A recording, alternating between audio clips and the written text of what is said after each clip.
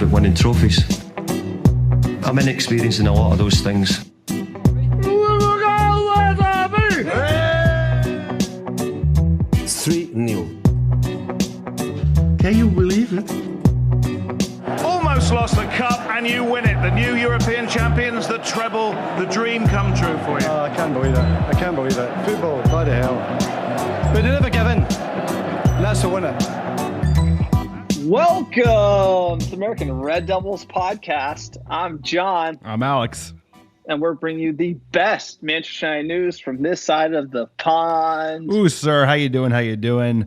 Another throwback match, an absolute classic FA Cup final, 2016. Louis van Gaal's Army, and then he gets the sack immediately after they win the trophy. Haven't watched it since we watched it live, but that was a great match. No, unbelievable match. Extra time. Lingard with the winner. Also, like scoring right after Crystal Palace scored. Punching. Another great old English Premier League, probably journeyman, you could say. Yeah, there you go. punching above his weight. And Pardew danced it too soon. That's the best part of that whole game is that Pardew was just like the most obnoxious dance, like a Jesse Lingard dance, and then eats his own words 3 minutes later. Hell of a performance from the lads. Carrick was in the fold. Rooney was there, Blind, young Rashford, the Fro, Fellaini. It was fun to watch. No, absolutely. Electric stuff. De Gea with a few great saves, hit the post. I mean, a classic LVG side, and it's our first major trophy since Sir Alex Ferguson retired. Someone did chirp me on Twitter saying, "Oh, we won the Community Shield with David Moyes." And I'm like, That's "Are not you major. joking, mate? Are you joking? Like, unbelievable. Like, Community Shield don't count. Who's counting Community Shields? Not us. Manchester United does not count Community Shields. FA Cup. That's a real piece of silverware. The only place where they're counted is total trophy count, I believe. So technically they are, if you look at who's the winningest club in English football history, I think they are. I think they do count. I think they count. Than that, no one cares about Community Shields. They count only in the aggregate, but no one really talks about it. Like, you don't point out how many you've won.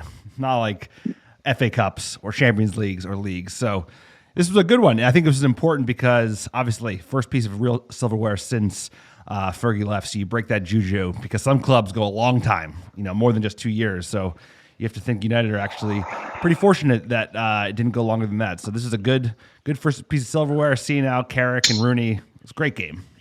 Dude, celebrating at Wembly. I mean, like, if you could tell me we win the FA Cup final, I mean, that would feel like like this year, if we won it with Ole, it would feel huge. But I do think we were kind of robbed of, like, enjoying the FA Cup final because at that point, we still had our expectations on challenging for the title. We didn't make top four. We were going to go back in the Europa League. Then we won the FA Cup, and then literally the next day, Van Gaal was fired. So it kind of ruined the victory, so to speak. It did. It kind of like, I don't think it put a bad taste in United fans' mouths, but they we're a pretty loyal bunch. We tend to take care of people that take care of us. And I think there were some hard feelings felt that Louis van Gaal got done dirty by the Manchester United ownership, which is arguable. He probably, I think he found out indirectly too. I don't remember exactly how it went down. But here's the deal. But it wasn't the most gracious how he handled it. I know that. No, if you go to the table, it's like we got fifth on 66 points, tied with Manchester City, sir.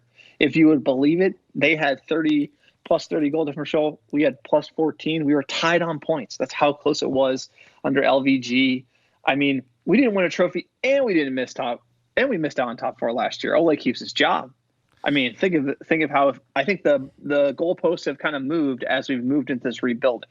Yeah, I mean, I think you have to take it the whole picture, right? Because it's more than just where we finished last year. Ole didn't have a transfer window. He had half a season, so it's kind of unfair to compare it to Louis van Gaal, who had a number of transfer windows and got a number of transfers horribly wrong. Like, he was the worst in many ways in terms of identifying new talent of all the new managers to come in since Fergie left, without a doubt. And I think that's why he got sacked, along with his football was, ugly at times, boring at times, like overly possession-based. But for me, the biggest reason was his signings were garbage, honestly. Other than like Martial, which I think was like a deadline day kind of panic buy. I don't think Blind was garbage. I think getting rid of RVP was probably a wrong decision. Blind was a good. Depay definitely. He started Rashford though. I mean, he was the first guy to like really he gave Rashford his debut, put him on the scene. I mean, you have to.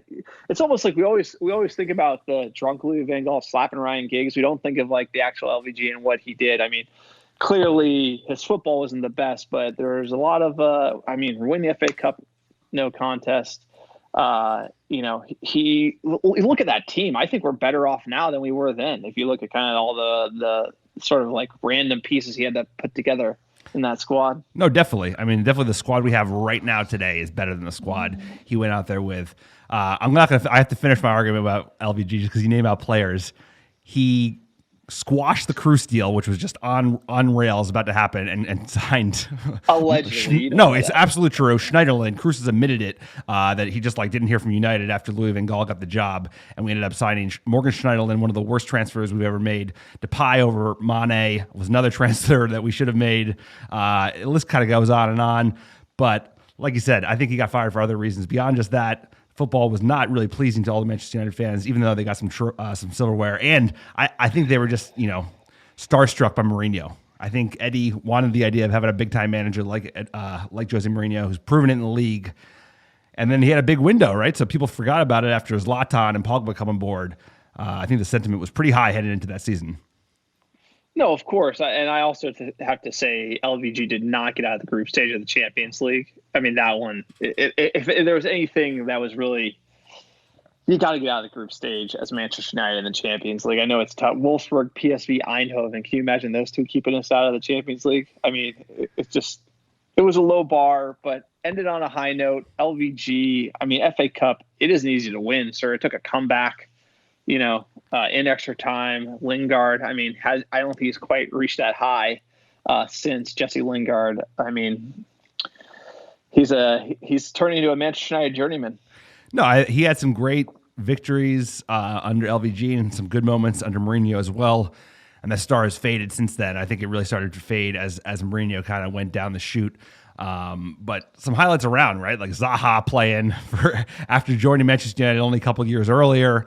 And some standouts of players that I wouldn't have gotten rid of. One being the one you mentioned was Daley Blind. He's just a useful, utility defender that's good on the ball. He's slow. That's the one thing, but he's pretty solid and dependable at the back. So I wouldn't have gotten rid of him. And I don't know. My heart always yearns for Fellaini. I know that's a very controversial pick, but dude, he's useful. When you need him, he's useful. We could have used him at the end of last season. It's like a crutch you got to get rid of. It's true. It is true.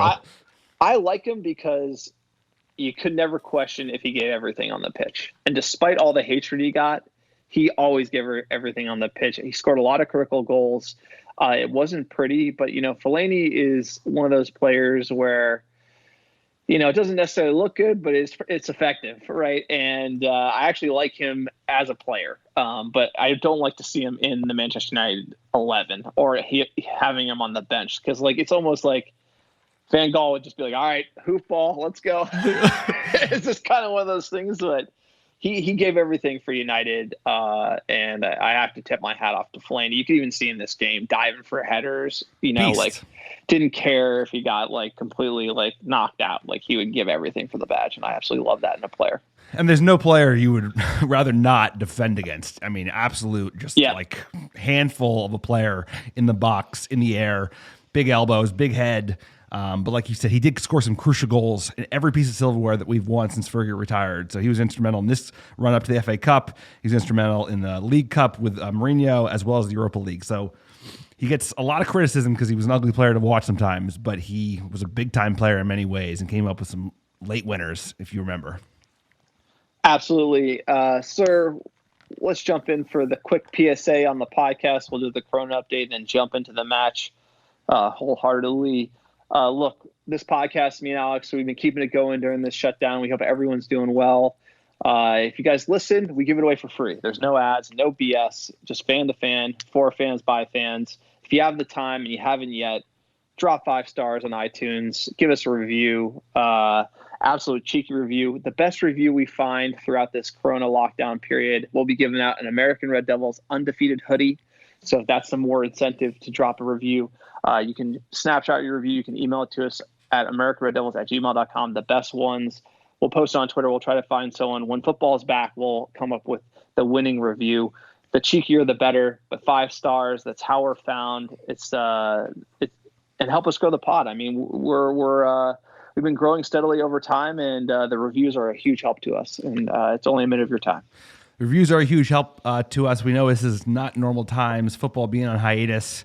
I think we're making do pretty well, going back into the archive, pulling out some old games, giving you guys a COVID update as it relates to football, and the blog is still ripping and roaring. So we appreciate whatever you can do to support the pod. Reviews go a long way.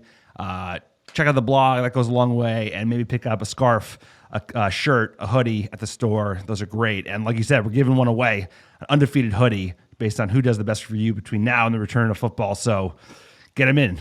Can't wait, sir. Yeah, we're going to backdate this contest. So the best review, since I'm going to say COVID-19, it'll be a COVID-19 giveaway. But, sir, let's jump into the COVID-19 update. English Premier League, will they play? Will they cancel? We don't know.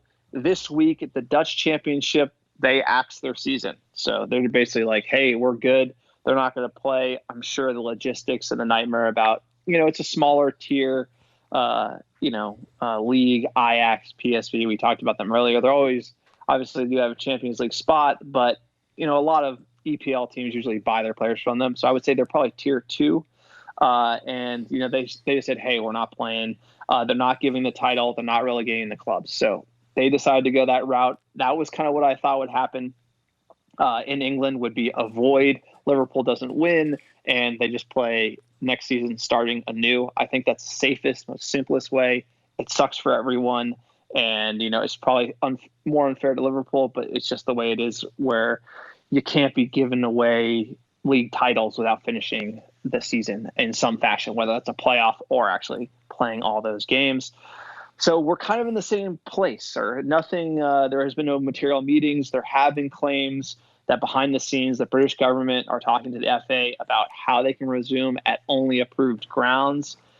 They're talking about getting back in June, sir. How are you feeling about it right now? I mean, we're kind of in this quarantine is effective, but we don't know what's next type of situation. And, that just doesn't give me a lot of confidence we're going to be seeing sports back anytime soon.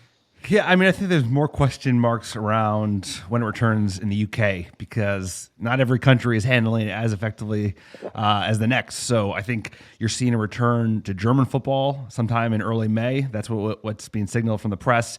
I just heard today that the Italian league is allowing players to come back from training. So this is one of the countries that was hit hardest, obviously, Italy a couple months ago. Come back to training mid-May. So that means they're going to be signaling for football beginning in June. So it'd be interesting to see. UK is probably a couple weeks behind Italy if they can kind of, set the same pattern, but maybe a couple of weeks out. I think there will be football. I think it'll be over the summer. I think it'll be condensed. Certain cups might be tournament style. The league might even be tournament style. Who knows? But I think football will come back, closed door. But it's still a little way away at this point. No, that's optimistic. United No say doubt. they're going to come back and train in May. Again, the UK shutdown's through May 7th. They might extend it. For some reason, I think certain sports are easier to organize than others, and just the sheer amount of people needed for a football game and then to televise it, they said 300 to 500. It seems like too many. It just seems to me like the logistics to get football back are it's a little too much, right? I know that the money's there. I know the desire is there. The question is, will they take that risk?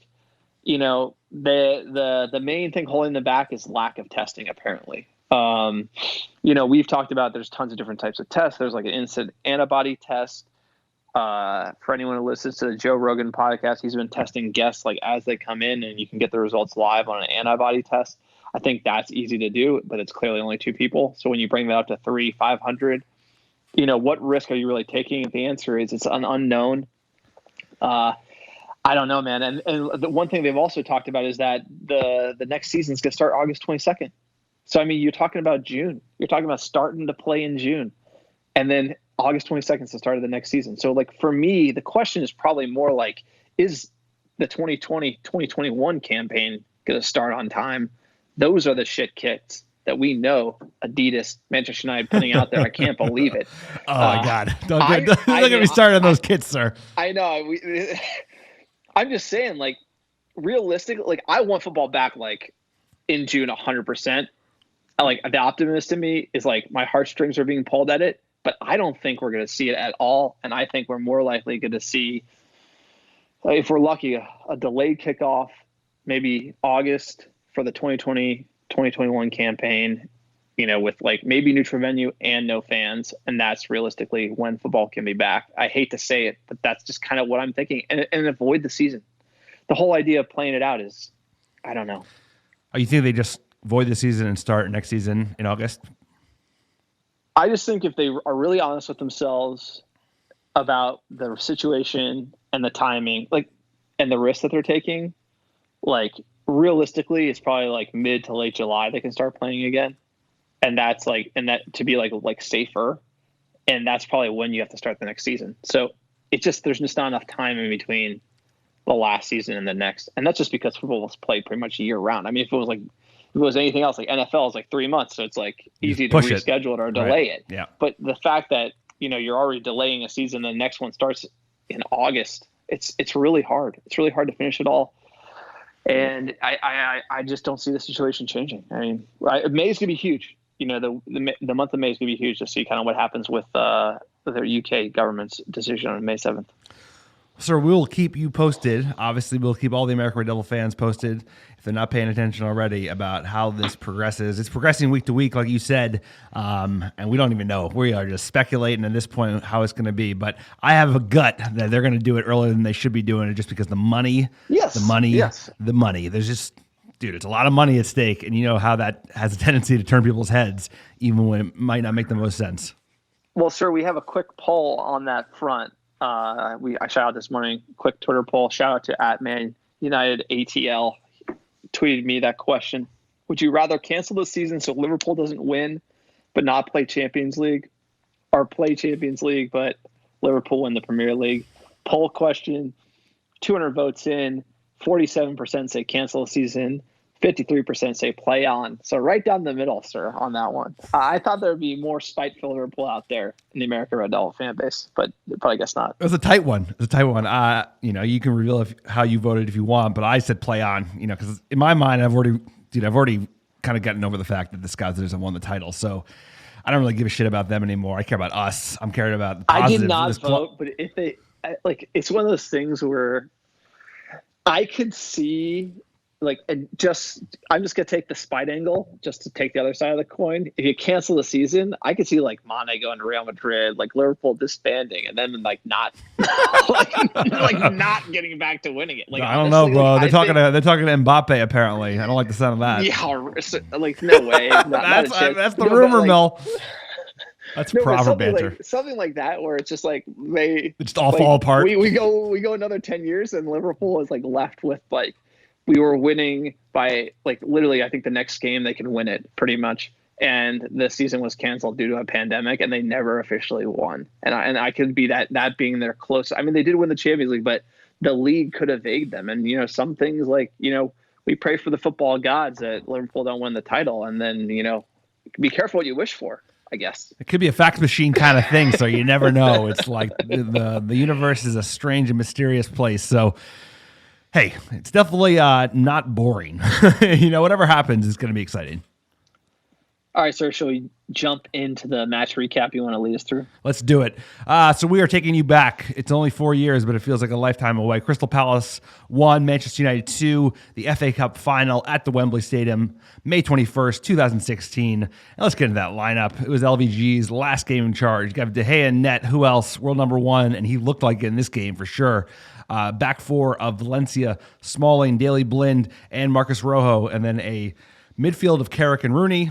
Mata out wide, Fellaini in the hole, Martial out left, and Rashford playing out front. I think they kind of switched throughout the team. But what was your take on this starting 11 when you saw it? Sir, I mean, this is just how many people don't play for us? No more. That's what I thought. Again, Carrick and Rooney in the midfield, Fellaini at 10. What do you mean? I mean, this is just one of those LVG teams here. Valencia Rojo at left back. I don't mind that. I'd rather see Daley Blind play there. But, I'd rather see maybe Rojo play at center back. Again, interesting team. And it's you look at this formation, you don't expect much. And then I watched them play, and it was really interesting. Carrick coming back, swapping with Daley Blind, Martial swapping with Rashford, Fellaini. It seems to me it was really almost two banks of five. And they were interchanging different positions. Rooney would go up and attack, and Fellaini would drop into the 2 with Carrick. And it's kind of, I did see what Van Gaal was going for in this for this team, and I actually think we played well. We actually did play well. We had a bunch of chances. Mata cutting inside. I mean, like, he was able to get on the ball, give Rashford a few chances. A young, skinny Rashford too. Like, this is like Rashford light, you know? It's true. I got Rashford like yoked up. I absolutely love. That is a huge contrast. Can you believe 3 years he put on that much muscle? I mean, think about it. That's big development, 18 to 22, how much a player's body will change over that time period. Imagine what Mason Greenwood was going to look like in 4 years. So absolutely, like lanky Rashford, bone 39, skinny. number 39. Number 39, but you still saw like glimmers of what the kind of player he's now developed into. It's just that raw pace, good dribbling. You didn't get to see him hit it that much in this game. He went down injured, obviously, in the second half, but just like a good performance after a great breakout season for him. Interesting team, like you said, Carrick and Rooney kind of pulling the strings in midfield. Carrick just being like quiet and subtle on the ball. Rooney was not the best game, but he had moments of brilliance throughout. And Daley Blind, I thought, was like a standout, as well as Smalling in the air. Smalling looked very commanding in the air throughout, winning all the headers. One of the things that Rick the Red talks about a lot is just how dominant he can be. So I guess we replaced it with Mr. Harry Maguire. Yeah, exactly. No, and what I said is LVG's football reminds me, he's like a poor man's Pep. It's not quite as smooth as Pep Guardiola, and then it transitions into hoofball late in the game when nothing works. So, I kind of thought, I was interested in the style of play. I did not mind it, especially the Rooney and Carrick pulling the strings in the middle of the park. You can't complain. You can. It's a great set of players, but it's like, it's like Pep, but no one touch. It's like a lot, way too much like time on the ball. They were slow for a lot of the game until they went down, and then they kind of picked up the tempo. But sir, should we hop into the game? What do you think? Absolutely.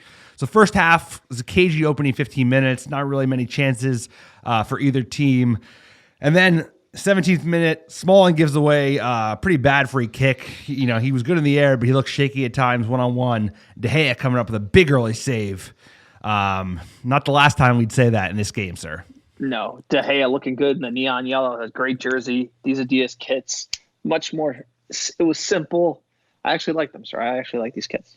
And this is probably De Gea, like the peak of his form ever at Manchester United. Probably the last year of LVG, first year of Mourinho, he was really like, for me, the best goalie in the world, just an absolute beast. It saved us many times and had a hell of a game in this one.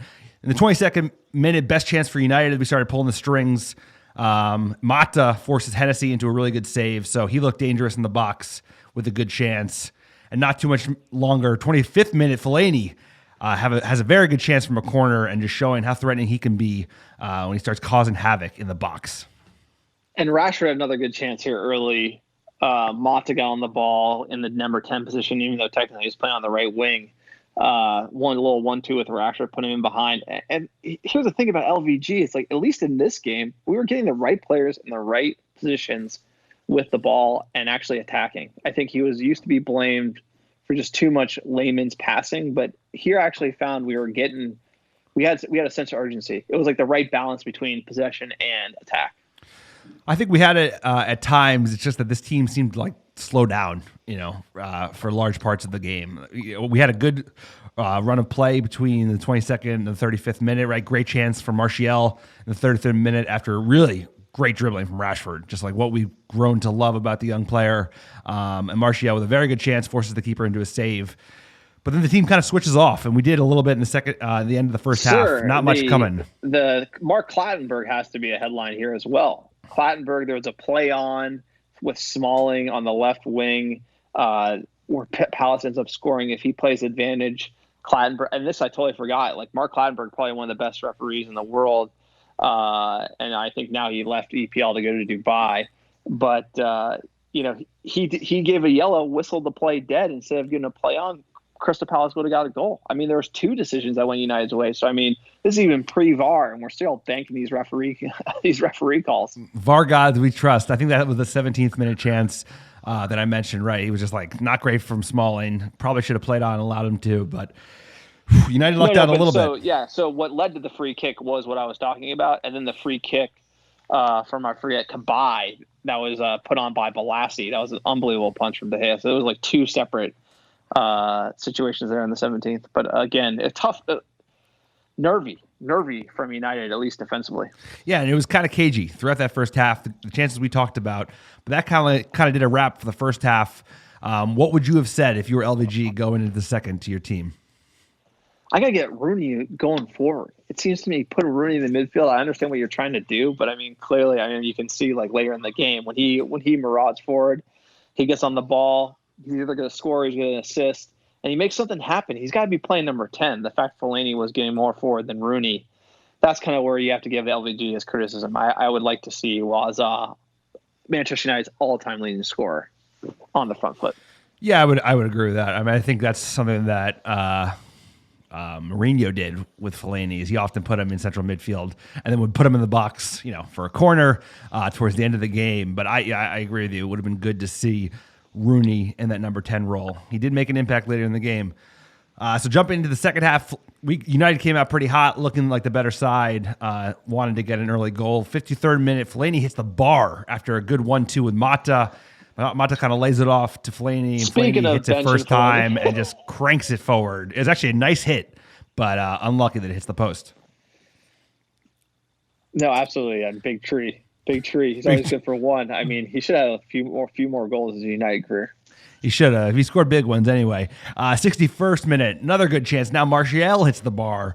United turning the screws really well at the beginning of the second half and looking like they were the more likely team to score. No, absolutely. We did come out. LVG lit the fire. Louis Van Gaal's army, man. Get going. LVG, dude. He was one of a kind. 66th minute, we had a sub. Darmian came on for Rojo, and then that was followed quickly after by Young coming on for the injured Rashford. He took a contact knock, so there was no more of the young lad for the day. Sir, the sideburns. Darmian, get Sans. in there. I think he this was is Sans sideburns. That was like this was like... That was like a Jose Mourinho rebuttal. He's like, yeah, you're not going to play me? Check out these burns. Those were special. Mutton chops. There was something. Darmian special. Absolutely love it. Young coming on.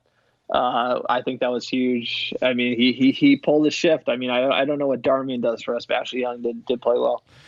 Hey, Darmian, FA Cup winner, sir. And then in the 78th minute, even though it was really all United in this second half. And headed away by Fellaini. By Ward, a suggestion of offside here, but Punjab! No offside! Goal for Crystal Palace! Here it comes, there's the header. Good header by Fellaini. They start to squeeze up.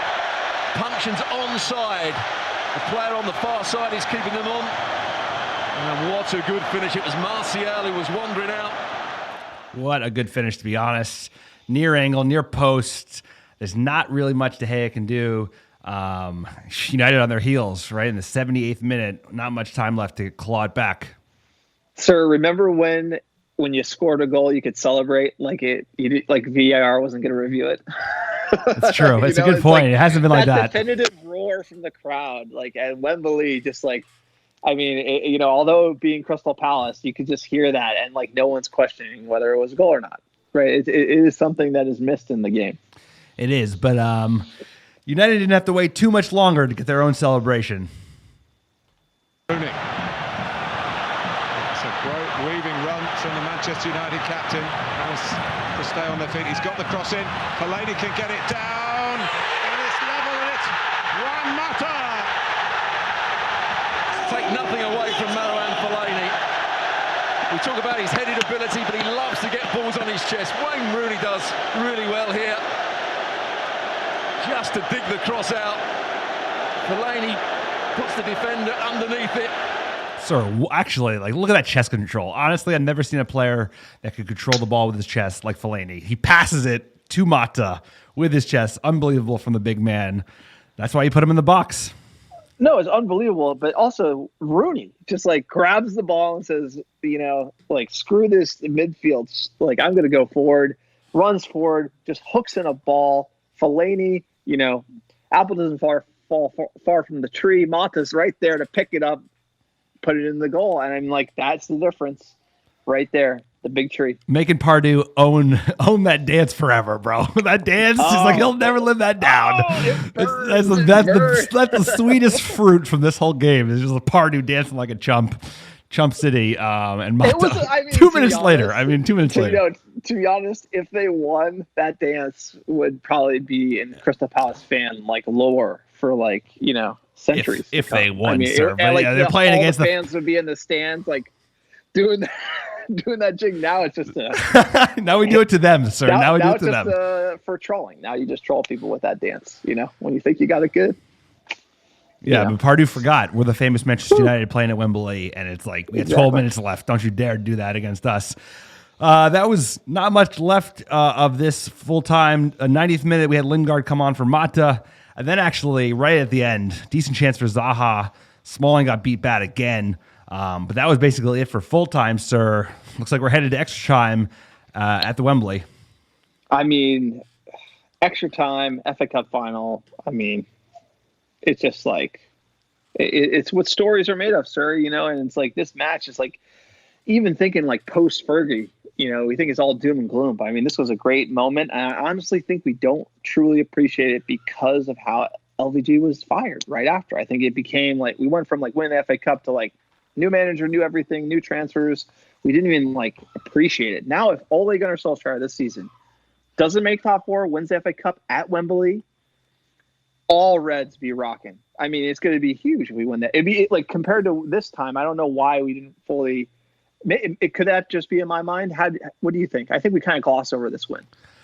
I do think that there was so much turmoil right after this. When Mourinho coming in, it did gloss over because it wasn't the news, right? You wanted to be able to revel in it for a couple of weeks, and instead it was all about Mourinho, who he was going to sign, who he was going to get rid of, and went right into transfer madness. That was a nutty summer, as you remember.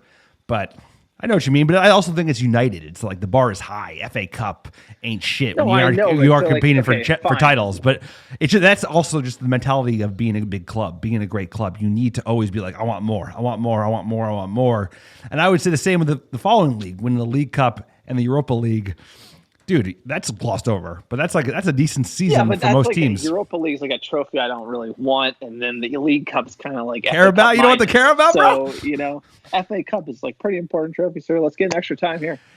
Okay, we got an extra time, and it was actually cagey opening. Both teams not trying to make a mistake and give the other team too much to play with.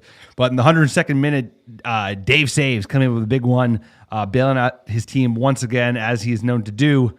And not much later, sir, 105th minute, red card for Mr. Chris the Milkman Smalling, trying to basically stop Palace on the break. It's a Mike the Milkman Smalling, sir. If he's playing under LVG, he's Mike Smalling. Mike Smalling. I almost forgot.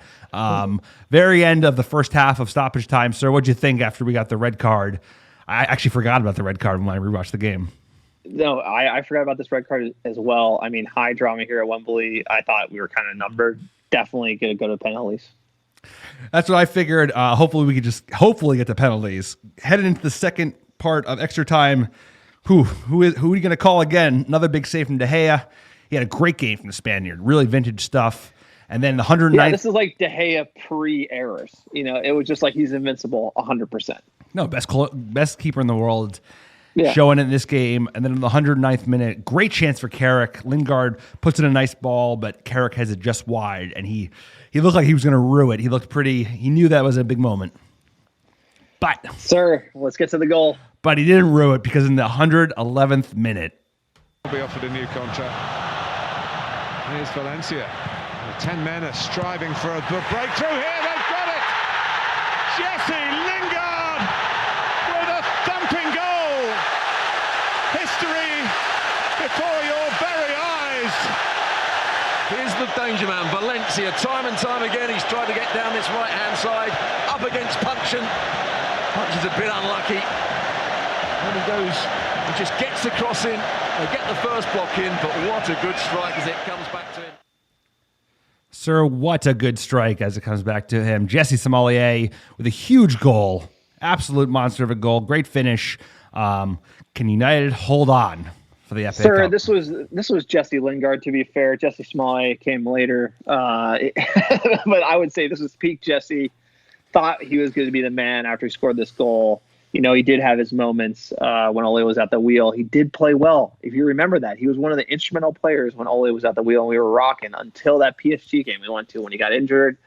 After that, it's just kind of been, who knows? I hope Jesse can come back. I mean, we've seen it. Fits and starts from him. Great goal to him. To be fair, you got to call him Jesse Lingard on this one, sir. Oh, well, fair enough. You're doing him dirty. His United career's over, sir. I don't even know how much you're going to see him feature. I'm not going to give up. I'm not going to give up. There's going to be injuries. We're going to need people to play on the wing. I just think he's a winger. I think you got to play him on the wing, sir. Anyway. He's not number 10. He's not number 10. It's like playing Pereira in a 2. You can't play Jesse at 10. You can have him on the right wing. If he messes up, not a big deal. He can get into the box. He can do things, but he can't be a number 10, right? You can't pull the strings for a whole match. Not under Ole. Anyway, 112th minute, probably the last good chance for Palace. Jedinak with a nice little hit, but it goes wide. And that was basically all she wrote, sir. FA Cup final in the bag. 12th ever for Manchester United, tying Arsenal. Feels great to win silverware. No, absolutely, dude. This is the 135th FA Cup final, sir. I know it's actually a rematch of the 1990 FA Cup final that, Manchester United won. We won both. This one, it was nervy. Again, I mean, I absolutely love it. Manchester United champions, and Louis van Gaal fired shortly after. So. Shortly after. We'll hear from the manager in a minute. Match reaction, possession. Crystal Palace had 34% of the ball. United had 66. Shots on target. Palace had 6. United had 3. Don't forget, United hit the ball twice in the beginning of the second half. Manchester United have now won the FA Cup on 12 occasions, equaling Arsenal's record, like we mentioned. And Louis van Gaal was the third manager to win the FA Cup after Gus Hiddink and Ruud Gullit. Jesse Lingard. Please say that again. I'm good, bro. Keep going. Jesse Lingard's winner was the first goal in 18 games in all competitions. Remember when he went on that great run under Mourinho? He was scoring a goal a game, and then he just fizzled out. And speaking of fizzling out, Chris Smalling is the 4th player and the first team from England to be sent off in the FA Cup final after Kevin Moran in 1985.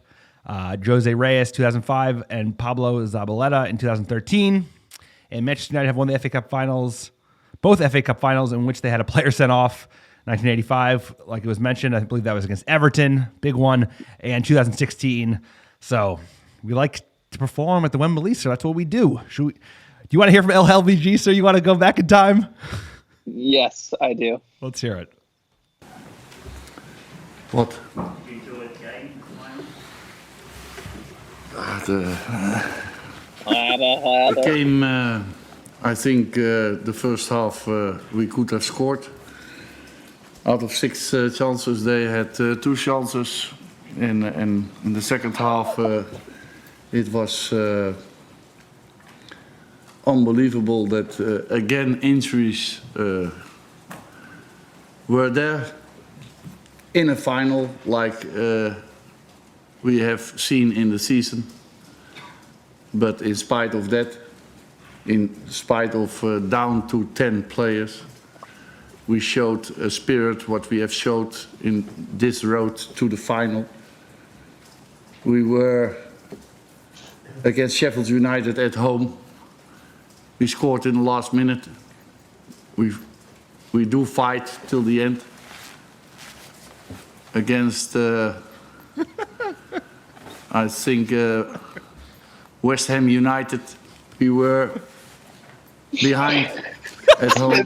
Spit it out. And we scored still an equalizer in the last minutes of the game. And then we won away. And against Everton in the last minute. So when you do that on your road to the final, and you prove that again in a final with 10 players against 11. Tuesday evening, we have played more or less with the same team. Yeah, then you can be very proud as Manchester United manager, but also as a fan. And you have seen it on the tribune. Sir, that's like a 2-minute response for one question. God, Holy sir. shit. Way to pick that clip. I mean, Jesus, I'm dying over here. Yeah, it's like watching paint dry, sir. It's like, you miss LVG? He was probably the most entertaining manager we had, like in a good way. He was the most hilarious. So like you had David Moyes come in who just like, I hope I can do a good job here. Yeah. Like, and clearly he got axed in a year. LVG comes in after doing well with Netherlands at the World Cup. He has obviously the bravado, but it's like almost like everyone's laughing at him and he doesn't know. That was kind of his MO. Like everyone in the press conference would be laughing. Yeah. And he wouldn't get it, right? Clearly there's a language barrier, but it's a riot. He's like, they're shouting every week, who even goes? Are we? Like him falling on the touchline, handing out the papers, the Christmas wine, calling Mike Smalling, saying he needs sex masochism. What do you say? That one as well. Something like that. He was probably the funniest manager we ever had. And then you have Mourinho, who's the most emo manager we ever had. So you go from like having a good time to emo to like Ole Mr. Nice Guy. I think we settled on the right manager, Ole Mr. Nice Guy. I couldn't agree more. He's just like, he's the right mix of the two, to be honest. And LVG was a dinosaur, man. He was stale. His tactics were stale. His press conferences were not always stale, but this one certainly was. I don't know if he got the news already that he'd been sacked, but he was acting like he lost the final, bro. I was like, yo, put a smile on. Slapping like him, my favorite part was like him getting like absolutely just like hammered at the United, it's like streamed on the internet, and he just like ham-bone slapping Giggs in the face. Like that is absolutely like a legend move, right? He just comes in, just like on the coach, hires Giggs, and he just slaps him in the face in front of all the fans. I mean, it's absolutely right. I mean, like, who can make that up? I mean, I would hope I would do the same if I was the manager of Manchester United and Giggs was my assistant. One of a kind, sir. He was one of a kind. All right. Absolutely. LVG, I hope you're doing well. He's like counting his money and slating United every chance he gets. he doesn't like United. He hates United at all. Hates United. Yeah, he actually does not like Manchester United. Well, we paid him a big parachute on the way out, so he shouldn't be that mad. United in the news, sir. We got a little bit of transfer news and updates to provide. Question here. I wanted to ask you. This FA Cup, I kind of think it's the most important trophy we won since Sir Alex Ferguson retired. Now, I asked you that question. We got the Community Shield. Just shout out to Twitter for reminding me that David Moyes won the Community Shield. We can add that there. We got the EFL Cup from Mourinho. We got the Europa League from Mourinho. And you got the FA Cup under LVG, sir. I believe that's all of them. Remind me. I think we won the International Champions. No, that's it. That's preseason cups. That's all that matters, baby. We ain't talking about Those Spurs are the four cups. It's really three. It's three. Which one is the most important trophy since Sir Alex Ferguson retired, and why? This one is, without a doubt, because it's the first piece of major silverware since Fergie leaves. You get it under your belt. You kill the juju. You got nothing to worry about. League is still going to be a while. That's like the one that's important to win as well. But of what we've won, this was the most significant and probably the most prestigious, to be honest. No, absolutely. I would have to agree. And it had been a little bit of a drought for us in the FA Cup, sir. This is Rooney's first FA Cup win, which is shocking. I couldn't believe that. Yeah, that's important to get Rooney the FA Cup. I mean, so 03-04 was right last before time he joined. we won it. Yeah. Quite a drought. Quite a drought. I remember us losing Chelsea. I never had fond memories. That was a terrible game. We outplayed them. Was that under Mourinho too? Well, then we lost under Mourinho. I think we also lost under Fergie once in the FA Cup final, if I remember correctly, against Chelsea. But hey, beat the Juju. It's important to get one. It's a prestigious cup. He tied Arsenal with 12. I think they ended up getting another one. I think they've got another one since then, and now we're at 13. But anyway, it's important just to get that first piece of silverware because, I think Spurs would have been thrilled to win 3 in the time since Fergie's left, and they've won fuck all. So it's it's all relative. The goalposts have moved, but at the end of the day, it's still silverware, and that's not bad. No, absolutely. You can't when you're getting trophies, you can't complain. I do agree. I think it's the most important trophy.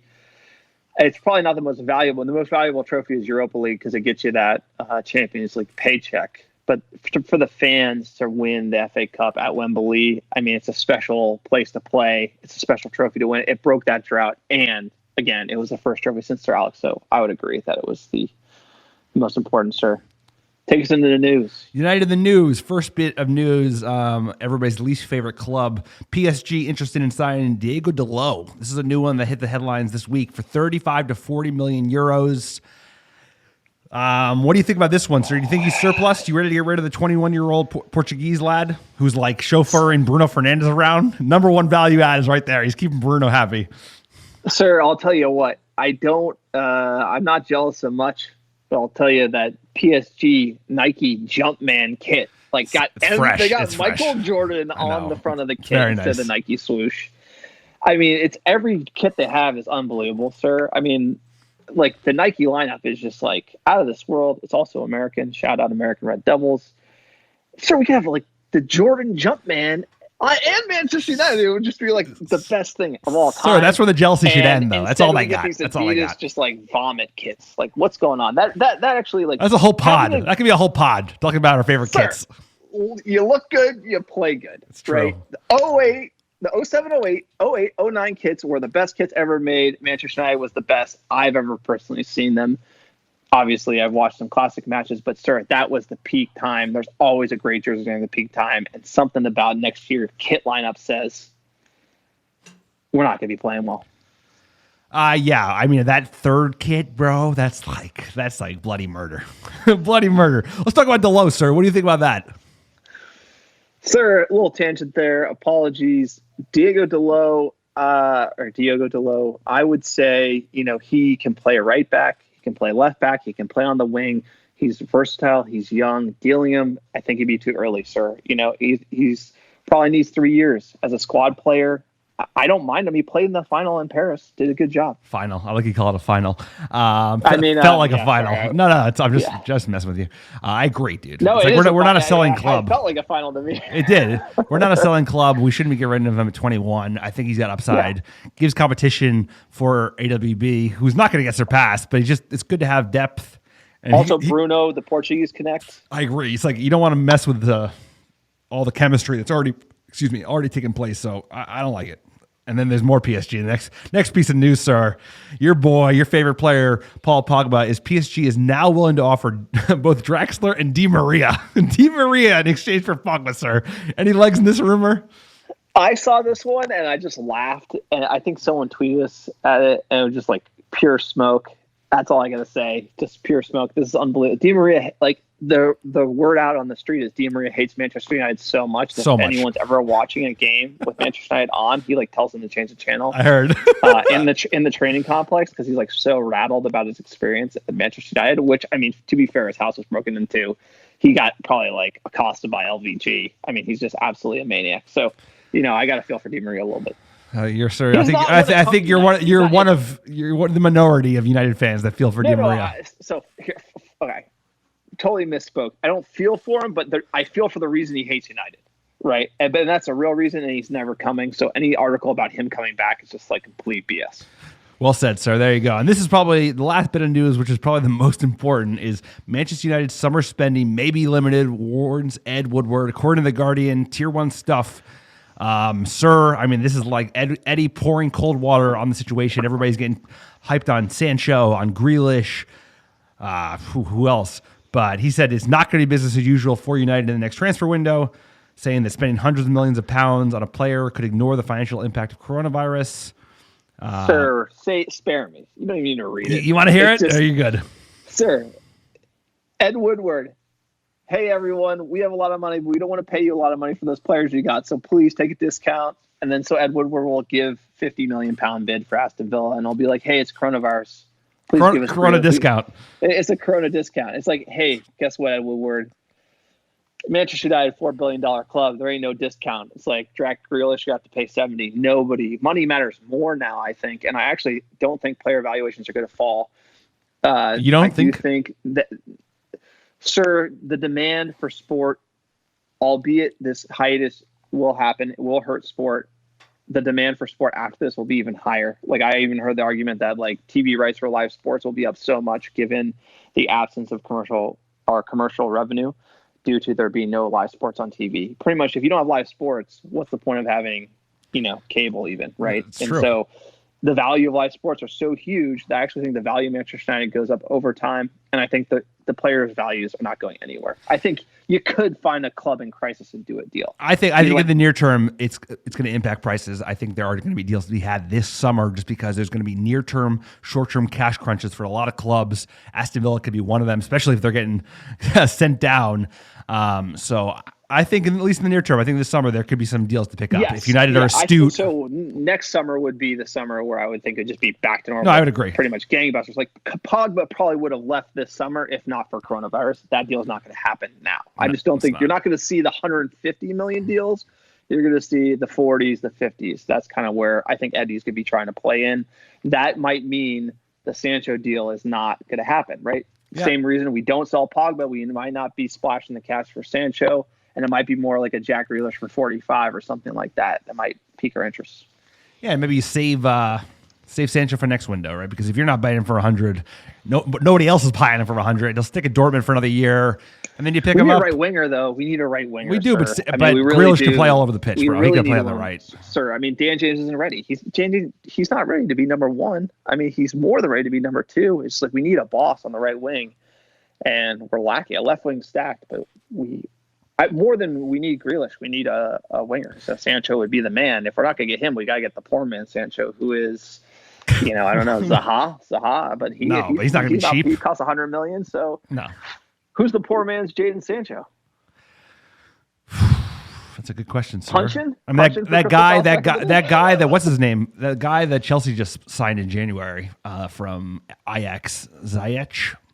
He's like a poor man, he's like a good winger, but he's not like 20 and lights out and leading Europe in goals and assists. So Sancho's a special talent and one that I bet United could still splash the cash, pay 90 million pounds this year because they want him, bro. They want him. He'll be a great brand for the club for 10 years and he's a talent. He's a proper talent. Also, the jury's out generally because I don't think anyone's going to be willing to spend a lot of money until we know how coronavirus is going to impact the season, right? Nobody knows if we're going to get the TV revenue or not. Nobody knows if we're going to make Champions League or not. So you can't be spending big money without that. Either way, sack Woodward, sack the lot, Glazers out. There you go. It's been a while since we mentioned that. So good point. Hashtag Glazers out. Glazers out. Scarves on sale. $9.99. americanreddevils.com. Click on store, sir. Get one. Great deal, sir. Great deal. That's the pod. I hope everybody enjoyed it. Like we said, trying to keep you guys occupied with as much football content as we can during the hiatus. And we just appreciate all the fans who support the pod, either by going to the blog, going to the store, or writing a review. Like we said, we're doing a competition. Undefeated hoodie giveaway for the best review done during quarantine, and we're still giving away free stickers. So if you do a review in general, email it to americanreddevils@gmail.com, and we'll get you a couple stickers because we appreciate them that much. So you're ready for some top downloads? Absolutely. Hit us with the top downloads, sir. You got the list. Top to bottom. Appreciate all of you. Number 1, Washington, D.C. Number 2, Manchester United. Manchester United Kingdom. Yes. I got one thing on the mind all the time. That's the highest they've ever been on the line. Number 3, Circleville, Ohio. Number 4, Annandale, Australia. Appreciate you. Number 5, Spring, Texas. Number 6, Somerville, New Jersey. Number 7, Florence, South Carolina. Number 8, Lyndhurst, New Jersey. How you doing? Number 9, Insulan, New Jersey. Wow, a lot of Jersey on the board. Jersey. And number 10, last but not least, Limavady, UK. Guys, we appreciate all the downloads. We really do, especially now when we're just recycling old games, which isn't that bad. Today was a fun one. No, I actually really enjoyed it, and we've tried to pick ones across different eras, sort of the modern era as we've been fans. I think it's been absolutely great to rewatch them. I forget a lot of things, like the Smalling red cards, or who would have seen that coming. And also, hope everyone stays safe in quarantine, and I'm going to say a big shout out to you with the baby on the way. I mean, due date is what? How many days out? So you're like, 39 weeks. The wife, she just showed her face. 39 weeks today. Eager to see my face. She's like, well. when you done with the pod? Exactly. Like, so when are you going to finish this thing up? Wrap it up. 39 weeks, sir. So baby's supposed to come next week. We are in the hot zone. So wish me luck. I'm right behind you. Little baby boy coming very soon. Another Manchester United diehard on his way. Absolutely. Jack was watching the rewatch, sir. Everyone, have a great week. Stay safe. Stay safe, everybody. And we're still undefeated, sir. Always at the wheel. How good does it feel?